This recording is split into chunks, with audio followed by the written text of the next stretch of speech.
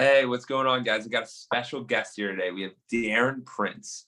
He's the CEO of Prince Marketing Group. He's coming up on 15 years sober, and he's the author of Aiming High. He's truly a man living his life's purpose. Darren, how are you doing today? I'm good, man. Thanks for having me. Yeah, I'm excited to have you on the hashtag Clockedin podcast. So, Darren, where did your journey get started? Where did it begin for you? New Jersey.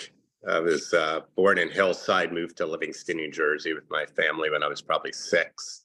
And was a Jersey boy until about 46 years old. Then I got smart and I moved to California. Really, really? Yeah, I grew up in Jersey as well, Ridgewood, New Jersey. Okay. And what was that progression like for you?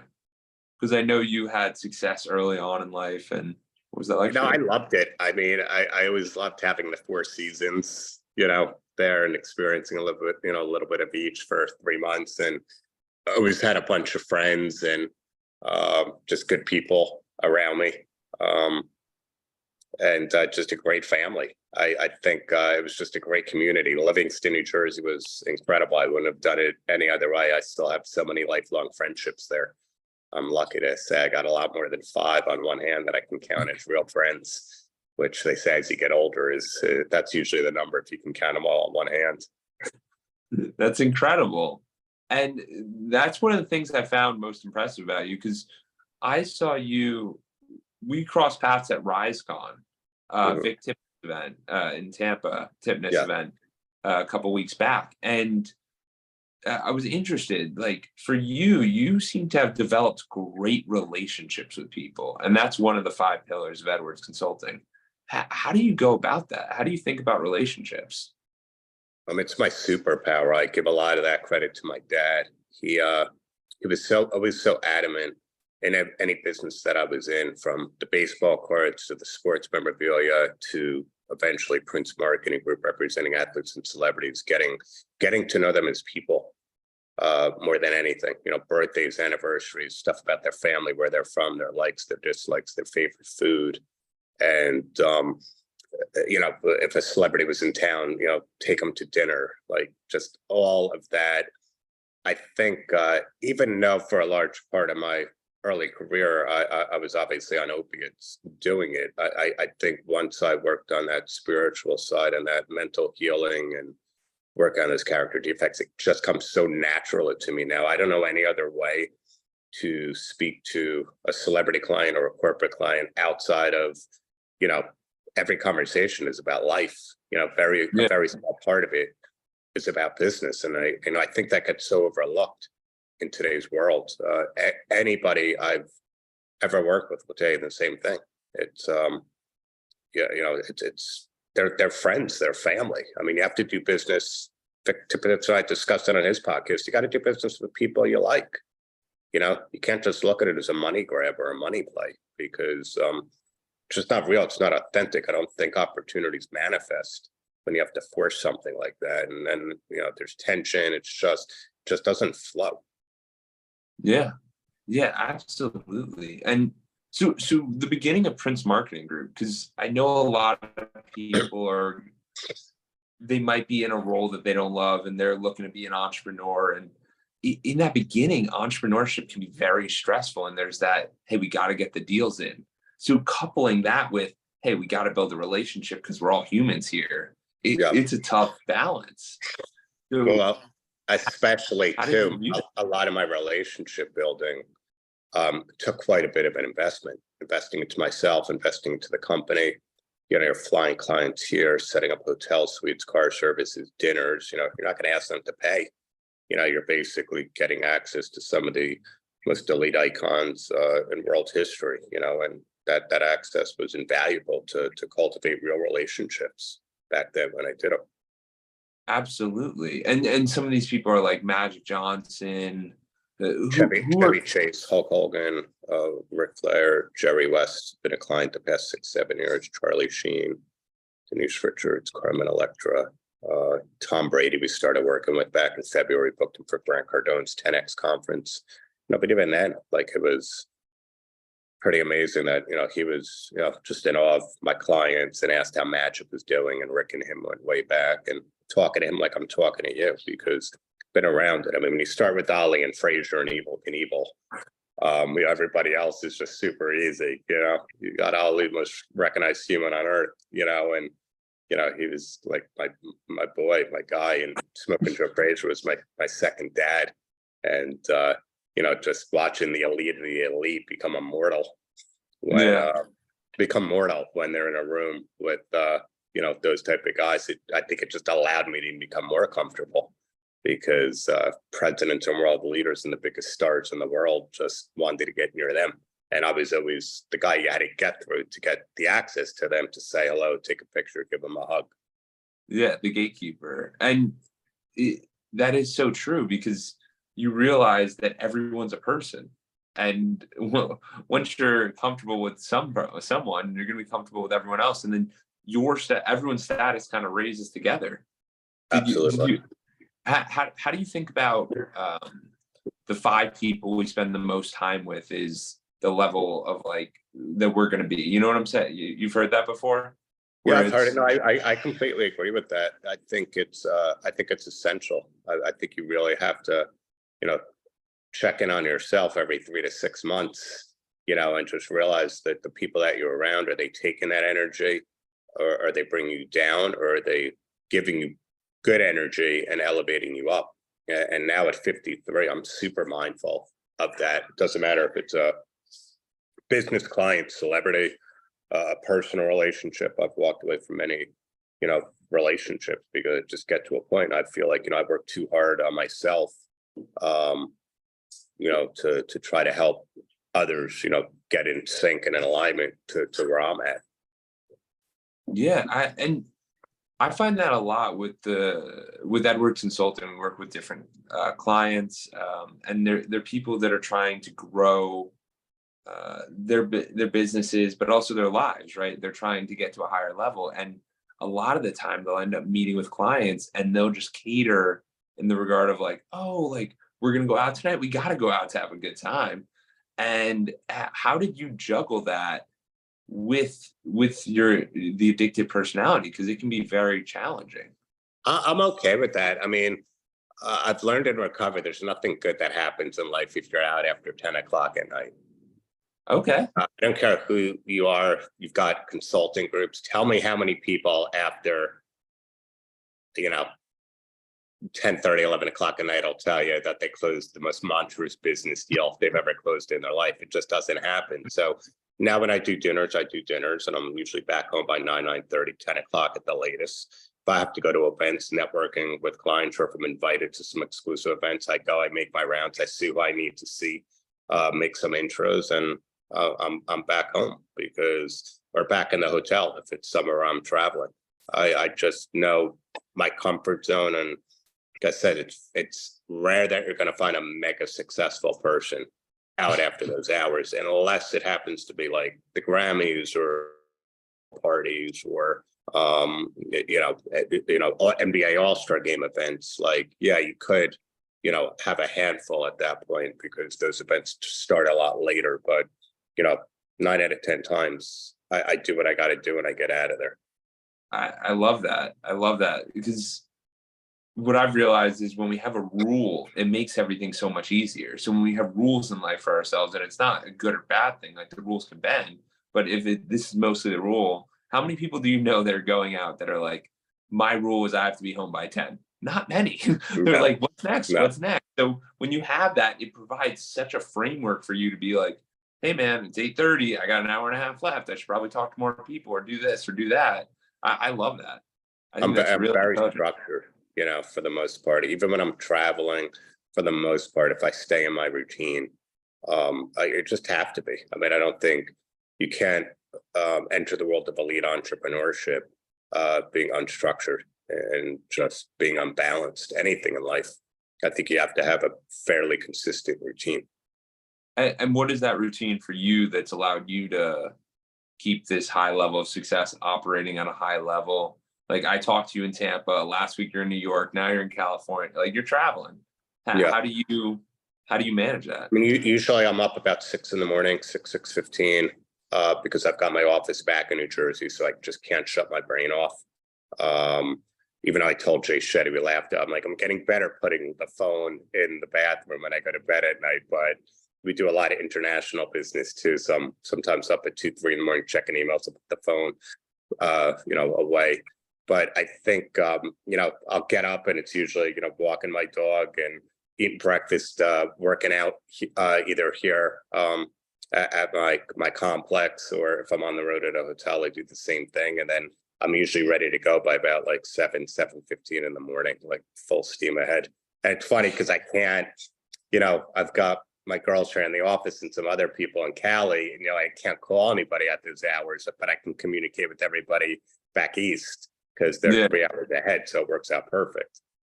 So it allows you to double dip. You're like, we got the fresh people coming and in. then when they're done with me and getting their marching orders or going over projects that we have, then the girls will come in and I'll go over whatever else is lingering or needed. And then usually about 10 o'clock, it's fine to just spread it around because everybody's up and running at that point. Absolutely. But I'll always, as far as like my 12-step meetings, it's either a 6 o'clock Zoom meeting each day, or I'll hit one at 12 o'clock here to kind of get my break and my spirituality. I tell people it's not, my meetings aren't about, the drinking and drugging and using partying, where I got that part down packed. That's the first step I got to do perfectly every single day. It's the mindset. It allows me to understand people better and how to deal with people and how to deal with, certain character defects that I still may have, or thought processes, or how to let go of resentment and anger, and, stay present as often as possible and be accountable for myself too. The 10th step is about we continue to take our personal into our wrong, promptly admitted. I'm still not a perfect human being, but I'm a lot better than I've ever been. Well, first of all, congratulations on that. I know the sober birthday's coming up, and you brought up some amazing things in regard to, we talked about it a little bit, but with Edwards Consulting, it's mental health, physical health, community service, philanthropy, spirituality, and relationships.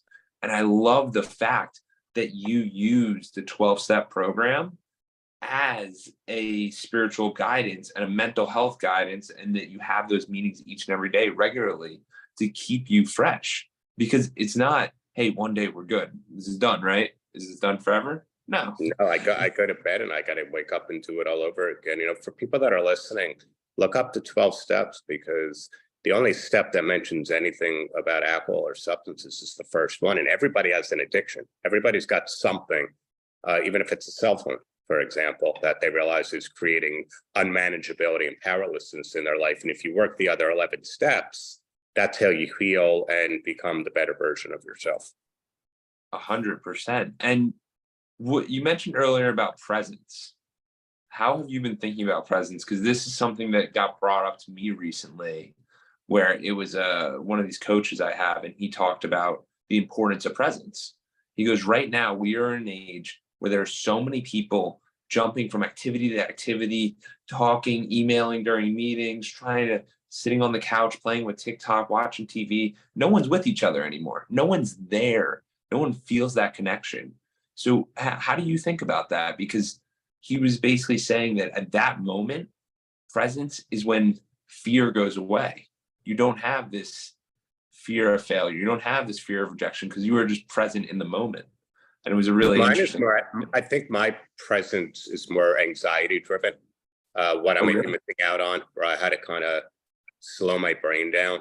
It's funny, I've got a handful of clients like Jerry West and Magic and Hulk. I noticed the phone's always away when I'm with them. And I had to start being, I think also it's kind of a mutual respect. Like here I am at, these kings and these icons and these family members that have meant so much to me. Like, what am I doing? Nothing is that important during that hour or two that I can't put my phone in my pocket. I mean, occasionally there's pressing times for things that might be coming up and I might have to rush a phone call or whatnot. But I think we're just all better when we have the ability to do so. And we're able to give the respect. And it doesn't need to be a Magic Johnson or a Jerry West or a Hulk Hogan. Just with, whether it's a friend, a family member, spending time with your child, a business associate, like you're there for a reason. And, you know, again, I'm not perfect. I've gotten so much better at that where I'm able to give people me in that moment. Yeah, and I realize it's a muscle. And one of the major reasons I love these podcasts is because I can be super present with people because I'm recording off my phone. So Yeah. it's like nothing can happen. I have to be present with you. Yeah, exactly. But I love that. I love that. I think that's super important. And so when you started your career, what do you think were some of the values or habits that kind of got you to build trust with these people and build a deep relationship? Obviously, it's speaking to them as humans, but what do you think it allowed you to I get think a lot of it, you know, my dad passed in 2017, and bringing them around my family and my friends, my loved one, I think meant more than anything. I mean, when my dad passed, you know, every day he was in the hospital for those 32 days. I was speaking of Magic Hulk. I mean, it's, I can't even tell you the love and the bond that we all have. And, you know, called my mom after he passed away, both of them, and other clients. And, you know, I think that just showed a very different side of who I was and how I was raised and what was important to me. That family, friendship, and love, and that bond went way beyond anything in the world of business. But then they also saw my obsessive, psychotic work ethic, which I'll never have anybody work with me that'll understand that. I don't expect it to. That's why I'm called the CEO of Prince Marketing Group. Yeah. I just, my brain just does not stop. My creative juices, I've developed that at a very young age. And, you know, it's just something still to this day, man. At 53, it has not slowed down. If anything, I'm hungry now more than I've ever been. You know, I'm constantly always looking for, you know, new brands, new corporations, new clients that might be a good fit, and, you know, just starting over with each and every one of them.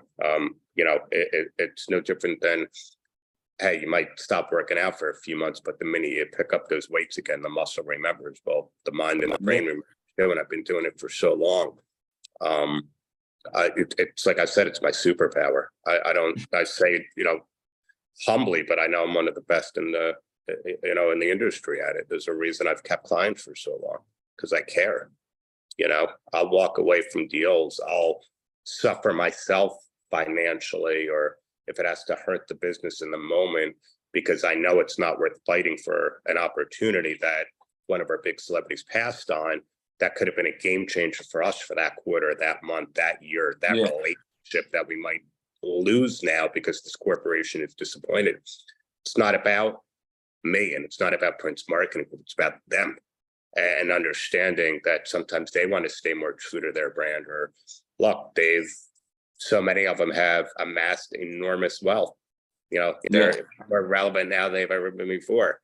I could be looking at a $3-4 million opportunity that gets passed on, and we're all, you know, miserable because it might be, you know, $300,000-$500,000 to our agency.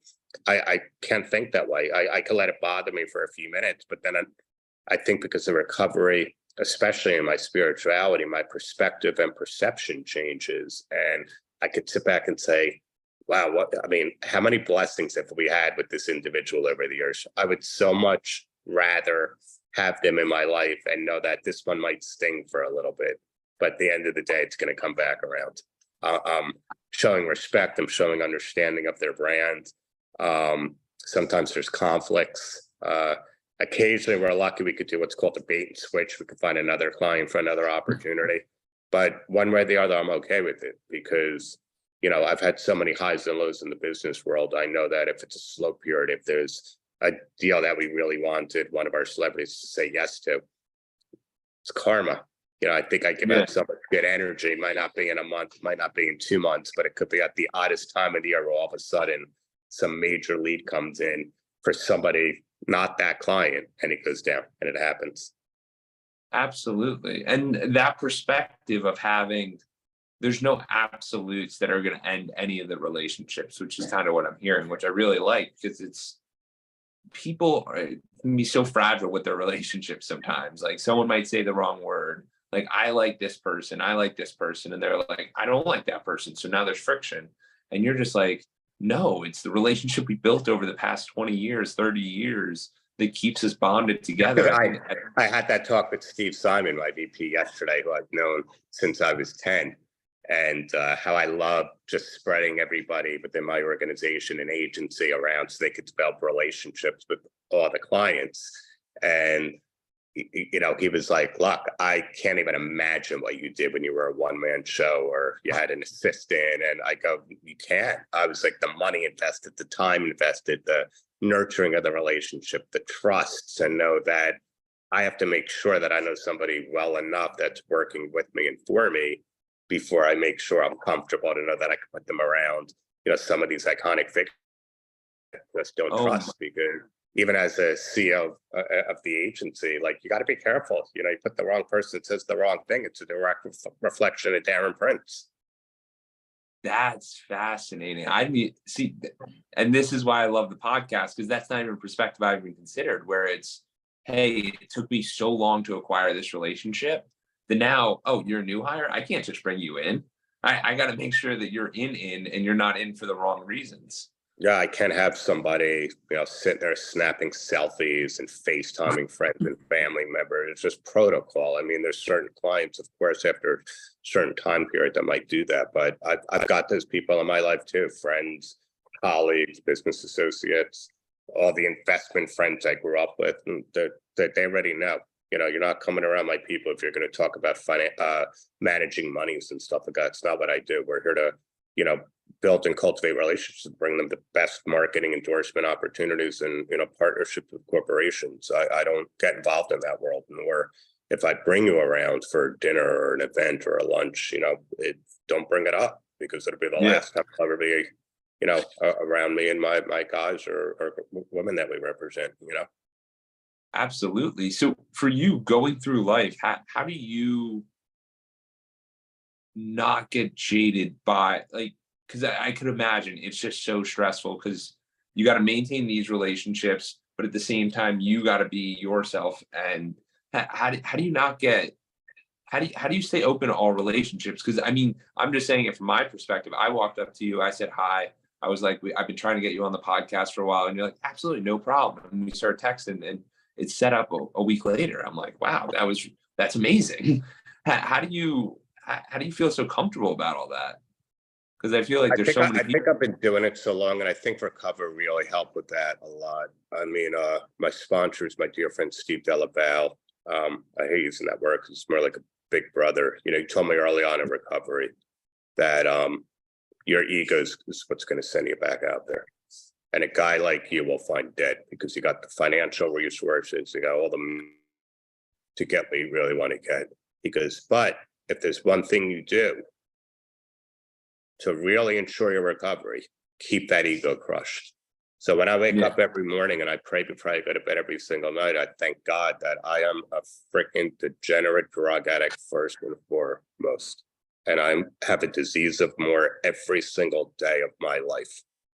And when I put that first, everything else is just a bonus. That's what I do. I mean, we have this girl, Nutsa, that was on American Idol that we're working with now. She was a showstopper, is going to be a big star. And, I took her to the Laker game, and she was just blown away between Jeannie Buss, the Lakers owner, and everybody coming over to me, the VIP seating. It's regular for me. It's normal. And I don't even think it's in the sense of the respect and the love that I get from these people now.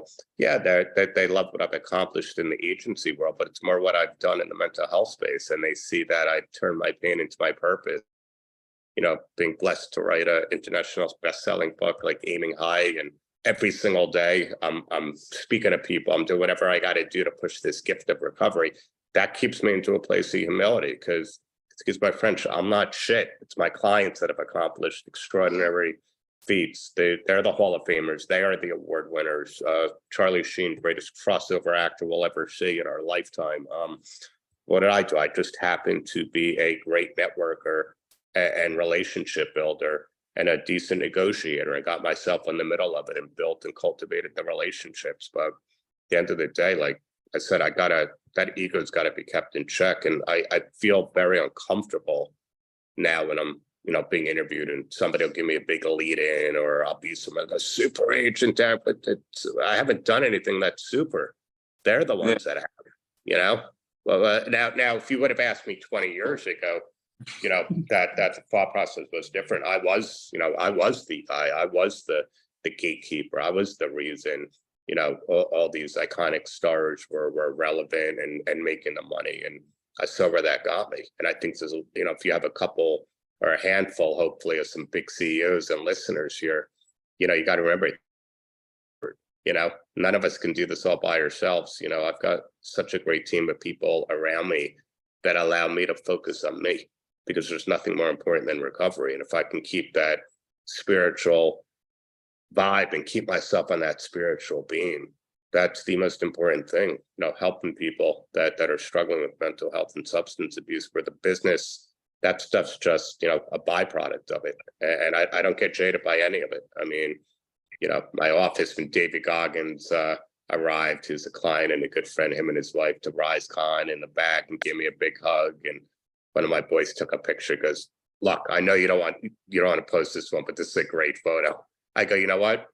This one I'll post. I'll tell you why, because he has such good energy, and Goggins in the world.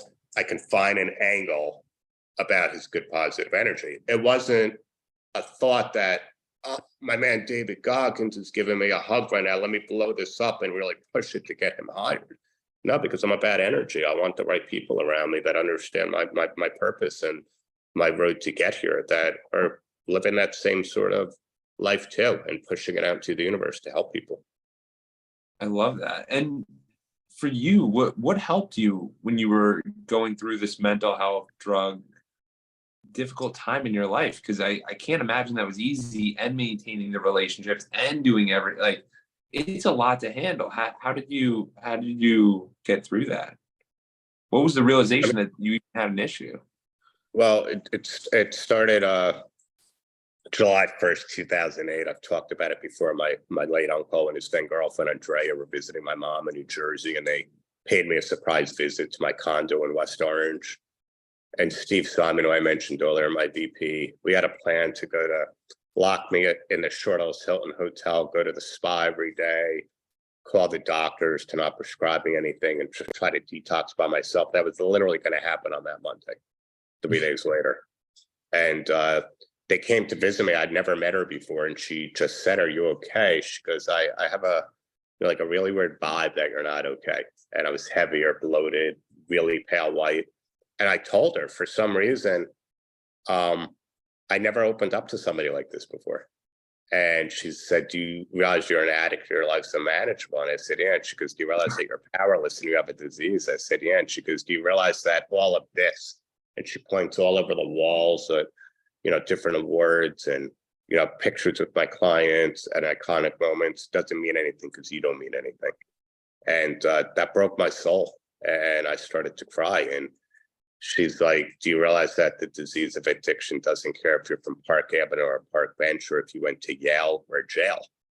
And I said, "Yeah." And she's like, "I can help you, or you want to do anything it takes, because this has to come first in your life before anything. I didn't even care if you lose the business." And nobody said it to me like that before. And I was like, "Yeah." And she put me on this detox plan. And it was about 36 hours later, I was in New York City. I was married at the time, at the Carillon building. And I came back from the gym. I was detoxing, sweating, vomiting, all the horrific feelings that come along, and the side effects of detoxing from opiates. And I called them up. I started yelling, "I can't do this. I'm calling the goddamn doctor." My uncle grabbed the phone and said, "This is the damn disease talking. It's this childish, immature bullshit behavior that you've had for 20 something years. Right now, it's time you get your ass to a damn 12-step meeting and tell these people that you're sick and you're suffering and you need help, and put that ego aside." And I hung up the phone. I said, "I can't freaking do it. I've been to those stupid meetings," and ran into the bathroom. My then wife thought I was going to overdose, because there was 2 overdoses 6 months prior that she experienced, one in Las Vegas and one in Florida with me. And she's banging on the door, "Don't do it, baby, don't do it." And I'm going through the medicine cabinets to find any non-narcotic anxiety pills that Andrea told me I can take. And 2 extra strength Vicodins came out of one of the bottles. And we swore that we cleaned out every medicine bottle. We did it the day earlier, but for some reason there was one of the 3 opiates I was addicted to. And, for a split second, it seemed like it was the gift. This is exactly what I need. Thank God I got the relief. And I had that moment of clarity. I had that gift of desperation because I fell to my knees and was shaking, screamed out to God, take the money, the notoriety, the business. I need a single day of freedom if you take me out of hell. I remember my exact words: I will spend one day at a time the rest of my life taking others out with me. And I had a white light moment. I never had one before. I never had one since.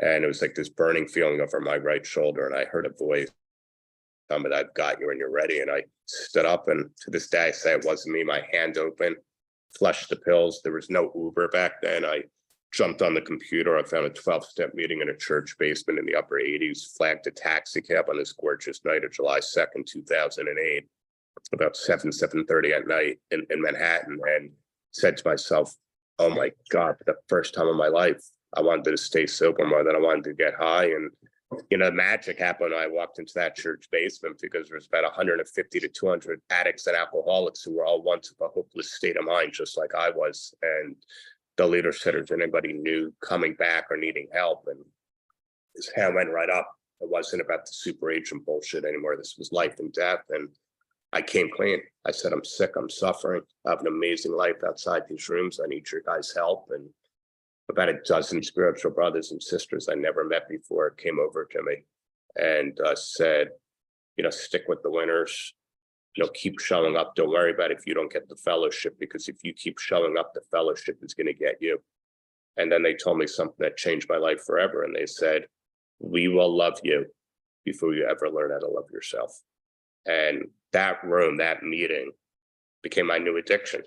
I heard things that night that I can identify, not compare, that, oh my God, that's me. Wow, I do that too. Oh my God, listen to how great this person sounded. And they used to do the exact same thing I did. And it gave me hope. For the first time in my life, it actually gave me hope. And I just became obsessed with going to my meetings every single day. And slowly but surely, a month became 2 months, and then 6 months. And eventually I got to a year, and I started doing the step work. And my sponsor said, you got the gift right now. You feel really good. I said, yup. He goes, you want to keep it? I said, yup. He goes, well, then it's time to give it away. You don't give this gift away. You got zero shot at keeping the gift of recovery. And that's when I realized what it was all about. Wow. That's profound. That's incredible. Because Darren, like, for you to have the humility to even share that and keep that and promote that and push that and really find it in yourself that it is best to give, that's amazing. That's amazing. It took a lot of work to get here. So I'm so open, raw, and honest about it, and vulnerable, because I know there's a lot of people out there that are in the same boat. And even if you didn't have the success that I had, you might not be getting to that success because you're numbing and you're dealing with your unhealed traumas and unresolved issues. And we don't get addicted to, the substances or the alcohol. We get addicted to the escape. We don't like who we are. We forget loving who we are. We don't like who we are. If you're doing something every single day that isn't good for you, there's underlining issues, period.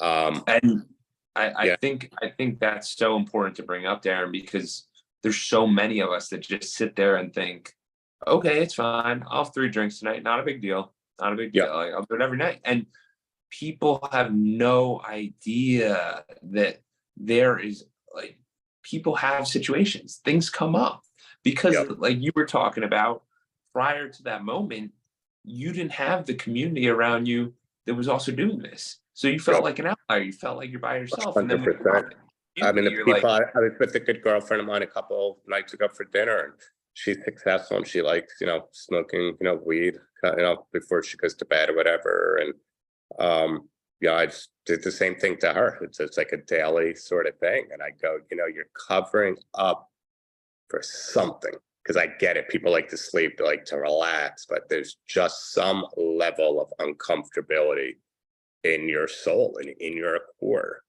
when you have to do that. And I can speak because I know more about it than anybody. How come I can come up on 15 freaking years sober, and this kid couldn't go an hour at a time without weed, pills, cocaine, ecstasy from the time I was a teenager. I eventually changed into opiates. How come I can do it? Because I'm accountable. I do the work. I understand where those character defects are coming from. How come I know people at 30, 40, 45 years sober, and we're whole.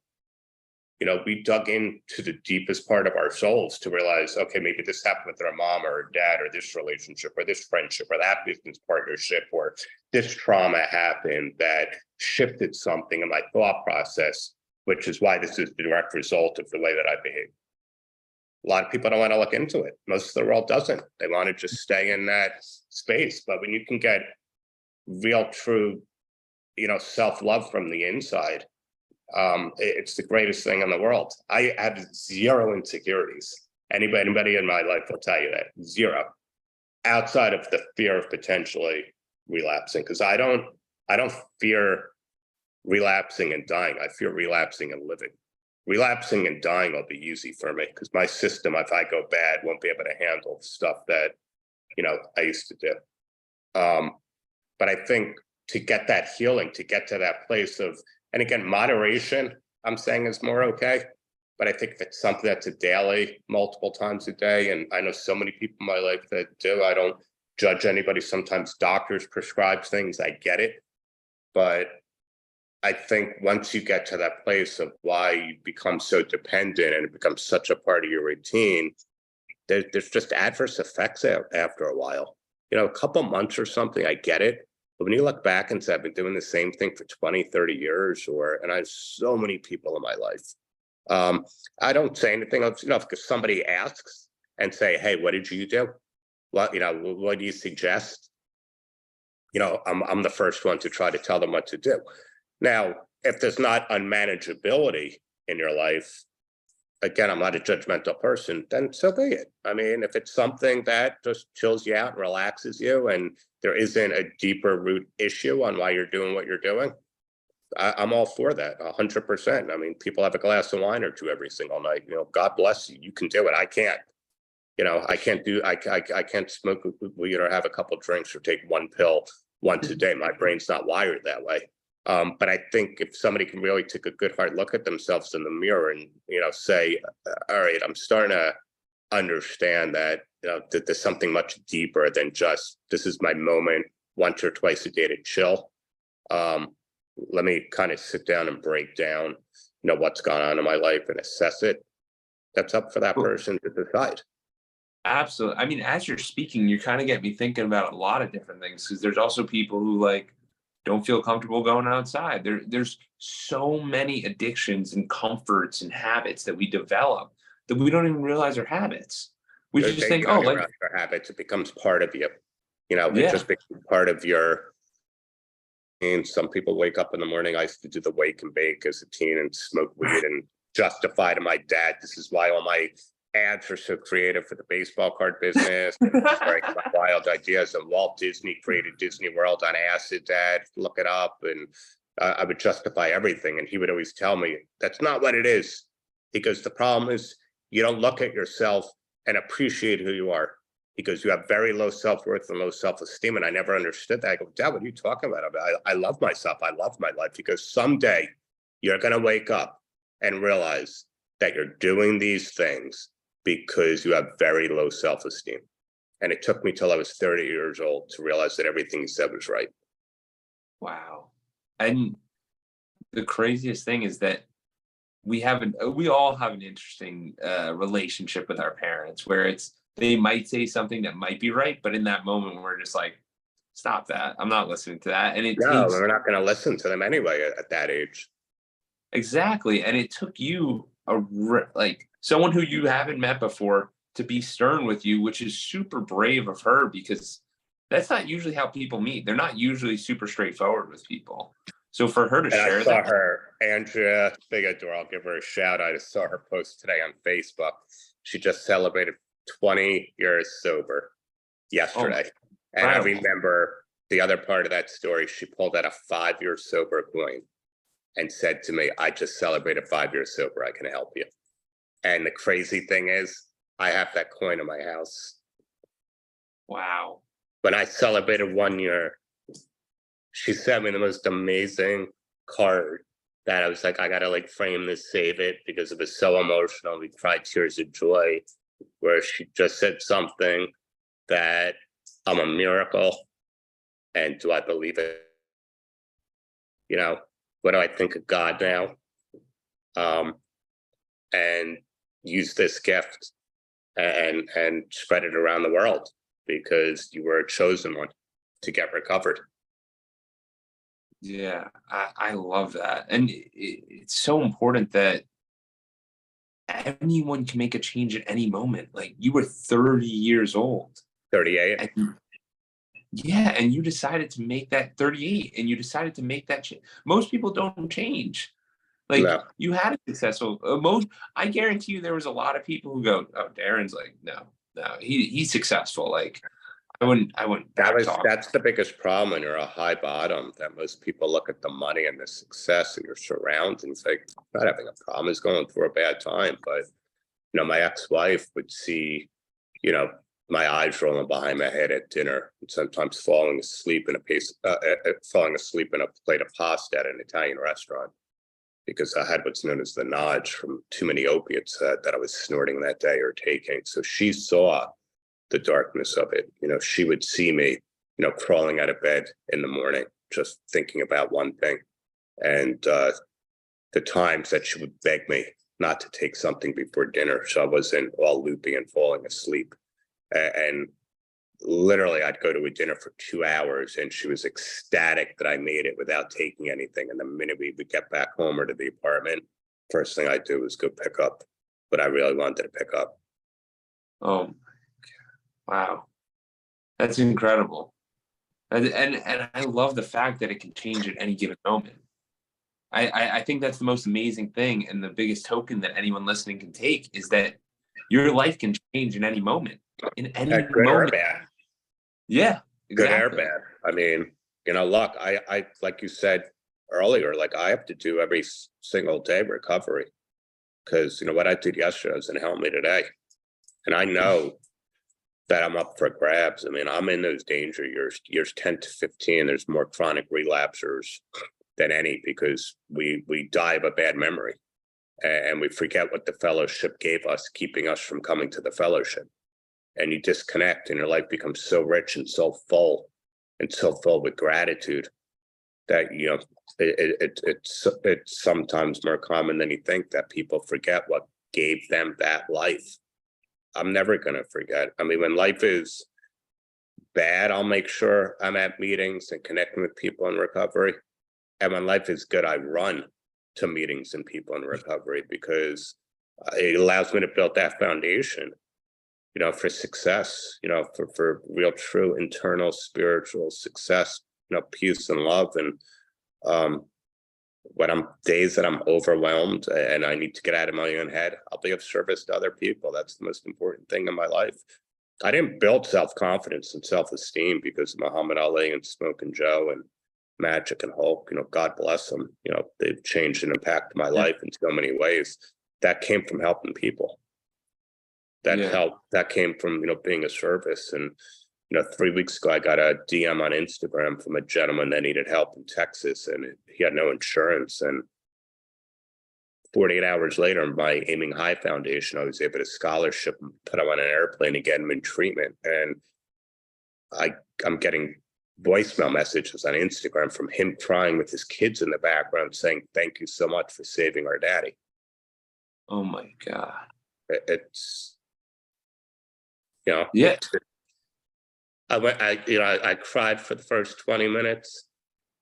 It shifts into a place of nothing but gratitude, because, that it's just it's a feeling that it just never gets old, because, I'm not just helping him, I'm helping his parents, I'm helping his kids, everybody in his life, and also doing what I told God I was going to do, taking people out of hell, taking people out of their own mental prisons, which is exactly where I was, because I didn't want to live the last years of my life. I would pray that I didn't wake up. I had my life insurance set up. I had my estate set up for my wife and my family. And I remember how bad it was. My worst fear was waking up every morning those last 2 years at 7, 8 in the morning. and just having to deal with the thoughts in my head. Wow. Wow. I that is a great reminder for everyone that you have to earn it every single day. You have to do the right thing every single day. And the things that got you there will continue to get you there because you got to earn it every single day. That's why people say work out every single day. They go take rest days, do this. And I'm just like, okay, if you're going to rest day, go on a walk, do something, get the body moving. It's not good to like have real off days. And like what you're saying around philanthropy is so incredible. And it doesn't always have to be this huge gesture. And it's not saying like it's amazing what you did. I'm just saying for anyone in the audience, like I got a message today from the football foundation where I played high school football, and they're trying to raise some money. So I donated a little bit of money, but it's helping along the way because we don't realize how much abundance we have. We have so much abundance and we take that for granted. And we always think, oh, he's just trying to take advantage of it. Like, I love the fact that you're like, absolutely not. Like, you need help. Like, you really need help. Like, let's set this up. Let's make this happen. I spoke to Magic after RiseCon. Magic and I spoke on that Saturday for a half hour. He stayed overnight at the Marriott where we were both at and called me up just to recap. And 28 minutes was about life. And, he just sees everything manifesting and the blessings in my life. And he's like, boy, he goes, look, because you give so much, just like I do. We don't give because we expect back. We give because it's the right thing to do. But that God can't help but to bless us back so we can continue those blessings to others. Because when you give with expectations of, I'm going to do this because it's good energy, it's good karma, that don't work. You got to do and not keep score. You have to do and not write it down. You have to just get into that place of always getting out of yourself to help other people. And it just comes back to you somehow, some way. I mean, I say when I speak pretty often that, recovery and sobriety is a gift. And I feel like every day I want to go to the front of the customer service line and return it to somebody. Because there's so many people out there that are sick and suffering. It's crazy. Yeah, I love your mission. I love what you're sharing. And Darren, this is one of the reasons I wanted you on is because you're doing your best in each of these different areas of life. And most of us just get focused in one area. You're focusing in like 5 different areas. It's incredible.